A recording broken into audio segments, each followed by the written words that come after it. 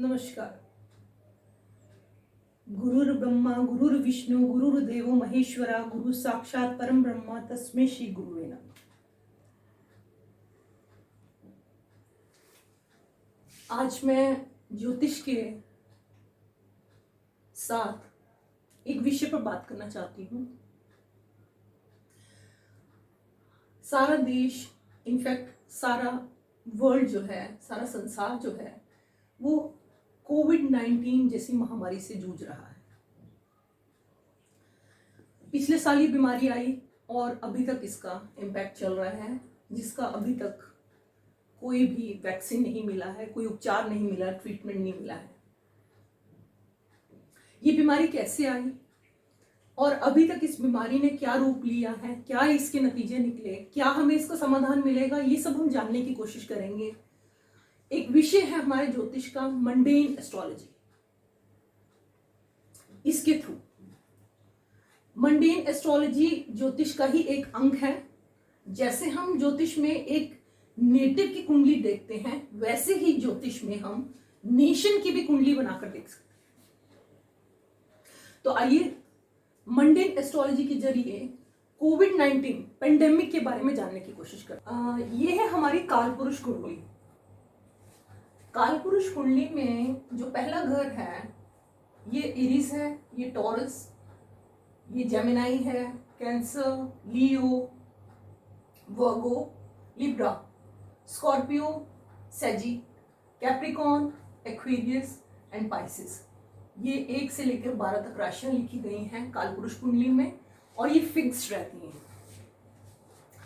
जब हम कहते हैं कालपुरुष कुंडली, इसका मतलब है ये काल मतलब समय, पुरुष it's a male sign, basically it's a male sign, 1 number is Aries, male sign, कालपुरुष कुंडली। और ये फिक्स कुंडली है, ये समय की कुंडली भी है और किसी नेटिव की भी कुंडली है। मंडेन एस्ट्रोलॉजी में हम इसी को ऐसे ही लेते हैं, लेकिन जब हम नेटिव की एस्ट्रोलॉजी की बात करें, नेटिव की बात कर रहे हैं, किसी पर्सनल या इंडिविजुअल कुंडली की बात कर रहे हैं, तो ये नंबर बदलते रहते हैं। हो सकता है 4 नंबर लगन बन जाए, हो सकता है 7 नंबर लगन बन जाए। तो ये कुंडली क्योंकि मूवमेंट में रहती है, तो जो भी जब हमारा जन्म होता है तो हमारे जन्म के हिसाब से हमारा असेंडेंट बनता है। और हो सकता है कि जब मैं पैदा हुई तो लिब्रा लगन चल रहा था, तो मेरा 7 नंबर लगन में आ जाएगा। सो नेटिव के लिए कुंडली सेम है, लेकिन ये बदलती रहती है उसके जन्म के अकॉर्डिंगली। जो भी लगन चल रहा है तो बदल जाएगी, लेकिन यहाँ पर हम कालपुरुष की बात कर रहे हैं तो यहाँ पर ये फिक्स रहती है। अब बिकॉज हमारा विषय है कोविड-19 पेंडेमिक और हम इसमें नेशन की कुंडली की बात करें। मंडेन एस्ट्रोलॉजी में we are talking about the nation, and when we are talking about the nation, so in the same manner we will talk, because the houses remain the same. घरों का signification और राशि का signification same रहेगा, सिर्फ ग्रह बदलते हैं। तो देखिए कि यदि हम कालपुरुष की बात करें तो यहाँ पर हम एरीज है मंगल, तो यानी कि पहला घर मंगल को मिला है। और ये अगर किसी नेटिव का पर्सनालिटी को रिप्रेजेंट करता है तो नेशन में, यानी कि अगर हम नेशन वाइज बात करें, हम अपने भारतवर्ष की बात कर रहे हैं कि यहाँ पर इस पैंडेमिक ने कैसे इसको प्रसार किया, कैसे फैला और कैसे इसकी गतिविधियां हैं और कैसे हम रेजोल्यूशन तक पहुंचेंगे, कैसे इसके उपचार तक पहुंचेंगे। तो पहला घर बताता है हेल्थ को, पर्सनालिटी को और आपके सभी चीजों को, आपके व्यक्तित्व से जुड़ी। इसी तरह नेशन की, अगर हम नेशन वाइज देख रहे हैं तो पहला घर बताएगा कि नेशन, आपके जो नेशन है, आपको जो देश है, वो देश कितना पावरफुल है और उसकी मूवमेंट कैसे चल रही है, किन घरों में वो विजिट कर रहा है, तो उन घरों के हिसाब से उस नेशन की मूवमेंट रहेगी। यदि नेशन का लॉर्ड हमने यहाँ पर कालपुरुष के हिसाब से हमने 1 नंबर लिया है, यदि मंगल अपनी राशि में होता है तो उस समय हमारा नेशन भी पावरफुल रहेगा, जैसे कि किसी कुंडली में एक नेटिव का लगन भी पावरफुल होता है। तो ये पहला घर हमारा है लगन, दूसरा धन स्थान है हमारा, तीसरा हमारा कम्युनिकेशन का प्लैनेट है, पराक्रम है हमारा, कम्युनिकेशन भी है। चौथा घर सुख भाव है। पंचम भाव संतान विद्या का है। छठा घर हमारे लिए इस समय बहुत इंपॉर्टेंट है क्योंकि यहाँ से हमारी बीमारियां उपजती हैं, किसी व्यक्ति के लिए भी और किसी नेशन के लिए भी। सातवां घर हमारा है विवाह का भी, एक नेटिव के लिए विवाह है, पार्टनर है, बिजनेस है। तो यहाँ पर हमारे foreign affairs and foreign relationship है नेशन के केस में। आठवां घर बीमारी है, लंबी बीमारियों के लिए हम आठवां घर देखते हैं क्योंकि बीमारी कैसी होगी वो यहाँ से देखेंगे, लेकिन वो बीमारी क्या हमारे लिए क्योर लेकर आएगी या फैटल होगी ये हमें आठवें घर से पता चलेगा। नौवां घर हमारा भाग्य स्थान को रिप्रेजेंट करता है कि ये हमारा सबसे ऑस्पिशियस हाउस है। केंद्र और त्रिकोण में सबसे ऑस्पिशियस हाउस राशि धनु राशि है और हाउस हमारा है 9th house. Because in any कुंडली, whether it is natives kundli or any nation's kundli, the 9th house has to be strong, to overcome any problem of life. Whether it is the case of your health, longevity, your sukh bhava, your profession, your marriage and your business, your dhan sthan, your income and recovering from your बीमारी। अब दशम भाव को देखिए, ये शनि की राशि है तो कर्म स्थान की है और ये लाभ कालपुरुष के हिसाब से शनि के पास 2 हाउसेज हैं, 10वां और 11वां, जो कि कर्म और कर्म के लाभ को रिप्रेजेंट करता है। और 12वां घर जो कि पाइसेस राशि है, ये हॉस्पिटलाइजेशन है। कोई भी घर अपने से जब 7वां होता है उस घर को निगेट करता है, यानी कि उसकी सिग्निफिकेशन को खत्म करता है। तो यहां पर आप देखिए कि अगर ये बीमारी है तो इस बीमारी की निगेशन कहां पर होगी? हॉस्पिटलाइजेशन से। So I will get my treatment from here. After being hospitalised I get the cure and treatment and I will be free from disease. Okay, so ये धन स्थान है तो धन का नुकसान कैसे होगा? इसके 7वां घर कौन सा है? यहाँ पर नाश भाव है ये हमारा, तो यहाँ पर हमारा नुकसान होगा धन का। तो इसी तरह से कोई भी हाउस जो 7th हाउस है वो उसको कम करता है, निगेट करता है, कमजोर करता है। तो बीमारी का निदान हमें यहाँ पे मिलेगा। इस समय कालपुरुष के हिसाब से कौन से घरों को हमें प्रमुखता से देखना है? छठे घर को, 8वें घर को और 12वें घर को। ये पहला घर है हमारा first house. This house represents state, law and order. It also represents the public health and the government's representation in the world. And this house has to be strong in the Kalpurush Kundli for the strong nation.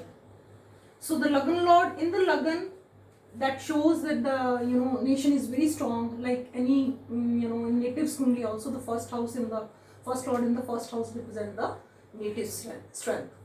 So you can see that first house Mangal has to be strong in the Kundi, and we will see how this transition happened during when the pandemic started actually, and we will discuss this Kundli. But before discussing this Kundli, let us start with the Kalpurush Kundli. How these, because we are talking about the nation and how the nation in this mundane astrology each house represents. So first we have discussed it's the house of state, law and order, government's position in the world and public health also. Now let's go to the second house. Now second house is nation's wealth because it is a dhanasthana. So धन स्थान है ये हमारा। जिस तरह इस किसी native की कुंडली में ये धन स्थान हमारे धन की पोजीशन को बताता है, कुटुंब, धन, वाणी और खान पान को बताता है, हमारी total what is a wealth in our all affairs of our family. So this is nation's wealth. We are talking about nation. So first house we have discussed. Now we will tell about the nation's wealth. How is nation's condition here? So second lord will tell us the nation's wealth. Okay, it's about the how the religious activities are also performed here, and how is the currency of the nation going up and down, and if this house is afflicted or weak, of course it will make the nation's wealth, of course, weak also. Now let's go to the third house. Now this because it's a nation's kundli, so let's see in third house how is our communication, our nation's communication with the other countries, and how is our relationship also regarding our neighboring countries and to the world also. So it's a communication of the public, okay, and it is also this house also deals the way our nation deals with the other countries. हमारा ये पराक्रम भाव है, हमारा ये communication का भाव है, बातचीत का भाव है, तो ये हमारा बताता है कि हम लोगों से कैसा संवाद चाहते हैं, और हमारा उसमें हमारा एफर्ट क्या है, हमारी कंट्रीज से, हमारी जो नेबरिंग कंट्रीज हैं उनके साथ चाहे रिलेशनशिप की हमने बातचीत करनी है, संवाद करना है, या हमें उनके साथ कैसे करना है, हमारी कितनी करेज है, कितना स्टैमिना है, हमारे में कितना एफर्ट है, और हम कितनी बोल्डली उनके साथ डील करते हैं. So bold because Mangal is Karka of Parakram here. So Mangal is also Lagna. So Lagna has to be strong as a approach towards communication, and the third house also is the house of communication. The way we communicate with the other countries and the world. Now the fourth house. Fourth house represents the Sukha Bhava. It's not only the natives Sukha Bhava, because we see the our property, our house, our all material comforts from this fourth house. So similarly, any nation's fourth house also represents the same thing. How nations and this house is also house of the public relationship, because यहाँ पर चंद्रमा है इसका मालिक, और चंद्रमा masses का planet है, as I have written here also, public का प्लैनेट है चंद्रमा. तो हमारी मनोस्थिति और हमारा what is our public opinion as well as the public affairs, everything that comes from here, and what is our approach also in dealing with the if we see the relationship with the country within and outside. Now the fifth house. Now fifth house because in the natives kundli it is a progeny, संतान भाव है, विद्या भाव है, सुख भाव है आपका, विद्या बुद्धि और शिक्षा का भाव है आपका, आपकी क्रिएटिविटी का भाव है आपका. तो ये हमारा विद्या के केस में देखेंगे तो चौथा घर हमारी प्राइमरी एजुकेशन होती है, 10वीं तक प्राइमरी से लेके हाई स्कूल, एंड जो पंचम भाव है वो हमारा ग्रेजुएशन लेवल है, और पंचम से पंचम ये भाव हमारा नौवां भाव हमारा हायर एजुकेशन का है, PhD and masters from here. So we are dealing with here. So पंचम भाव हमारा यहाँ पर हमारा इंटेलेक्ट बताता है हमारे नेशन की how the intellectuals of our country, how they deal, and how our creativity, our new ideas, our approach, everything that comes from the fifth house, it is toward nation's progress. So fifth house also has to be strong in case we want to have the good relationship and the good income also, and everything that comes between the two countries, as well as any two institution or whatever affairs. So that is to be from the fifth house. The fifth house is the intellect to deal with the other situations and overall worldly affairs. Now the sixth house. Sixth house, like in natives kundli, it is the Rog Rin Shatru Bhav. So also in nations kundli, sixth bhav means the disease, the Kalpurush will have the disease, यानी किसी भी nation में या किसी भी देश में छठा घर आपकी बीमारी को रिप्रेजेंट करता है. तो यहाँ से हमें आपदाएं आती हैं, जो भी हमें समस्याएं आती हैं, because it is a house of competition also. So the way we deal रोग ऋण शत्रु, like if I get ill, what will be my approach? If the soft planets are there, so the disease may I will not be able to come up with the disease easily, because my soft planet make me so soft in my बीमारी. So the strong planet they helps in recovery from the disease. But यहाँ पर बुध है, यहाँ पर कारक बुध यहाँ दो चीजों का कारक है, यहाँ दो स्थान है उसके पास, तीसरा और छठा घर. तो मंगल क्योंकि एरीज असेंडेंट है यहाँ पर कालपुरुष का, तो हमेशा इसको थ्रेट इन्हीं दो घरों से रहेंगे, क्योंकि अगर हम डिजीज की बात कर रहे हैं तो डिजीज यहाँ से भी आएगी और यहाँ पर हमारे उस एफर्ट से ये डिजीज आएगी. तो बुध यहाँ पर एंटी प्लैनेट है, इसका सबसे अति शत्रु प्लैनेट है बुध. और यहाँ पर अगर किसी नेशन को देखिए कि अगर उसने यहाँ पर अगर बुध की हम बात कर रहे हैं तो बुध ग्रह यहाँ पर तीसरे घर का मालिक है और छठे घर का मालिक है. तीसरा हमारा एफर्ट है, हमारा करेज है, पराक्रम है. और 6th हाउस हमारी लड़ने की क्षमता है, बीमारियों से, रोग, ऋण, शत्रु, loans, debts and obstacles of life, how we face it. So बुध बनता है इसमें कारक. अब क्योंकि हम कालपुरुष कुंडली की बात कर रहे हैं, यहाँ पर हमारे हिसाब से बीमारी यहाँ से उपजी, ठीक है. तो यहाँ पर बीमारी क्योंकि बुध है इसका कारक, तो बुध में हम यहाँ पर देखेंगे क्योंकि बुध जनरली हम देखेंगे कि ये कारक है, लेकिन क्या वो एक्टिवेट हुआ इस पेंडेमिक में, क्या उसका रोल क्या रहा.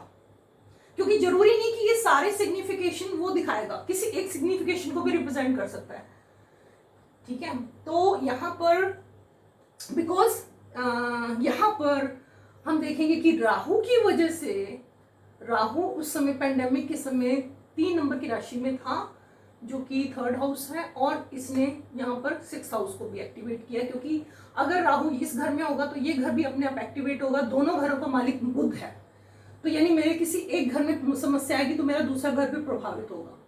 तो इसी तरह राहु ने यहाँ पर बुध की राशि को प्रभावित किया, तो ये घर एक्टिवेट हुआ.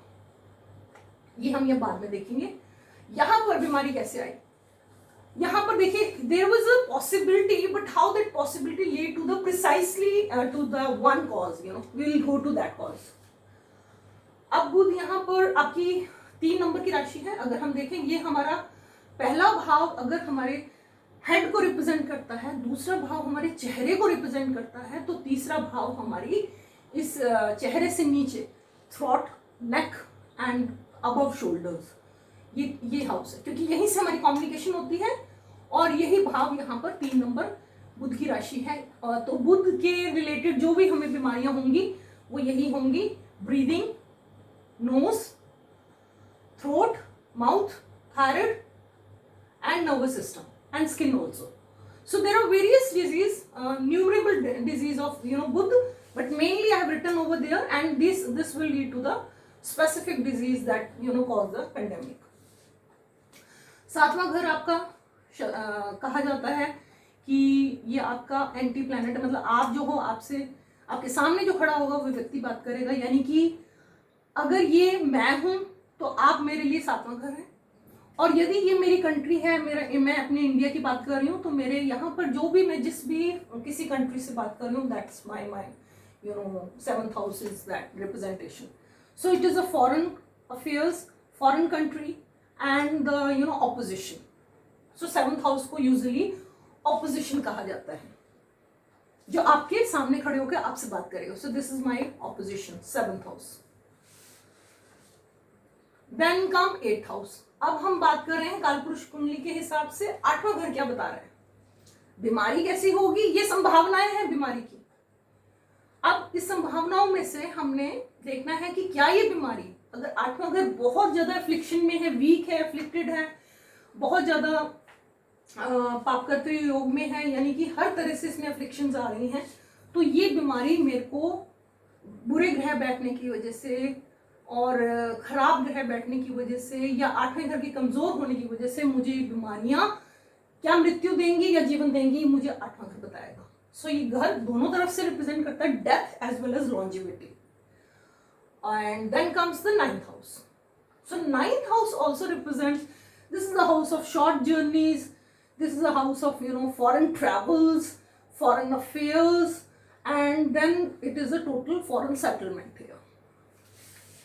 सो this house is very important, क्योंकि ये पंचम से पंचम भाव है, तो ये उच्च शिक्षा को भी रिप्रेजेंट करता है। बहुत सारे 9th house has a great significations, you know, it's my divine grace, my guru, my religion, you know, my higher studies, my research, you know, and my foreign, you know, traveling frequently to the foreign countries. This is all represented by the 9th house. So the more strong it is or connected with the 12th house, I will be making the more frequent journeys. And if my this house is very potent, then I'll be, you know, within my countries, I won't get the chance to visit, you know, outside.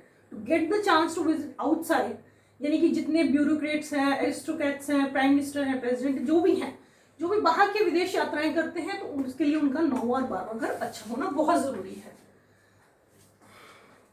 तो यदि यदि यदि घर बहुत पुष्ट नहीं है और आपका तीसरा घर पुष्ट है, तो आप with in the country he travel करेंगे, या फिर ज्यादा से ज्यादा आप with in the country foreign delegate से मिलेंगे। अब आ जाता है 10वां घर, that represents the profession, you know. Now क्योंकि ये नेटिव की कुंडली का कर्म भाव है, लेकिन ये 10वां घर सॉरी मुख्यतः सन को रिप्रेजेंट करता है और मास को रिप्रेजेंट करता है, जो कि कारक हैं। ये गवर्नमेंट का हाउस है। This 10th house is the house, you know, most auspicious house of the Kendra, like this 9th house is the most auspicious house of the triangle. Triangle का 159 का सबसे auspicious house 9, केंद्र का सबसे auspicious house 14710 में से 10, because it's a government. And now because we are not watching here the कुंडली of, you know, native, तो हम ये नहीं देख रहे कि उसको सरकारी नौकरी मिलेगी कि नहीं, not here, but we will see that how the government has the potential, you know, native का ये कालपुरुष के हिसाब से ये बताता है कि यहाँ पर सरकार की बात हो रही है, यहाँ पर राज्य की बात हो रही है, पद प्रतिष्ठा मान की बात हो रही है, स्टेटस हाउस है ये आपका, रिकॉग्निशन हाउस है आपका गवर्नमेंट से related all affairs are to be seen from this house.